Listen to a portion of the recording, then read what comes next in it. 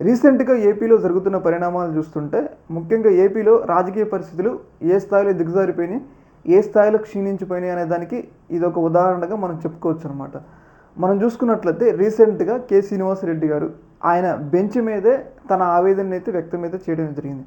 ఆయన ఈ స్థాయిలో ఆవేదన వ్యక్తం చేయడానికి ప్రధాన కారణం ఏంటి అంటే రీసెంట్గా ఆయన కొన్ని కీలకమైన కేసుల్లో తీర్పులు ఇచ్చారనమాట. ఆ తీర్పులు కూడా ఏంటి అంటే జగన్మోహన్ రెడ్డి గారికి సంబంధించిన సింగయ్య యాక్సిడెంట్ కేసులో 2 వారాల పాటు విచారణ చేయొద్దు అని చెప్పేసి ఆయన స్టే ఇవ్వడం జరిగింది.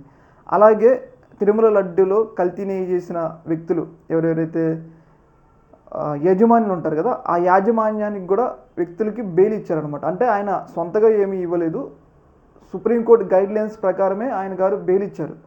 అయినా కానీ కొంతమంది టీడీపీకి సంబంధించిన వ్యక్తులు చాలా పెద్ద స్థాయిలో ఇలా అనుకూల తీర్పులు ఇస్తున్నారు అని చెప్పేసి ఆయన మీద ట్రోలింగ్ చేస్తున్నారు అనమాట. సోషల్ మీడియాలో పెద్ద ఎత్తున ట్రోలింగ్ అయితే చేస్తున్నారు. అయితే ఈ అంశం మీద పాపం ఆయన బెంచ్ మీద బాధపడ్డారు.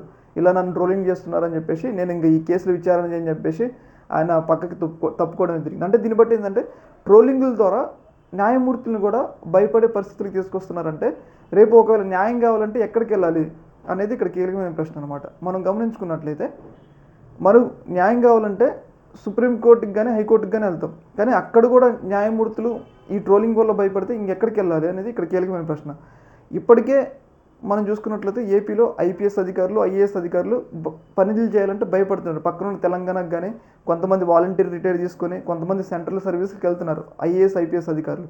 ఇప్పుడు జడ్జి గారుల మీద కూడా అంత ఒత్తిడి తీసుకొస్తే పరిస్థితులు ఎటు వెళ్తున్నాయి అంటే న్యాయం కావాలంటే ఇంకెక్కడికి వెళ్ళాలి అనేది ఇక్కడ కీలకమైన ప్రశ్న అనమాట.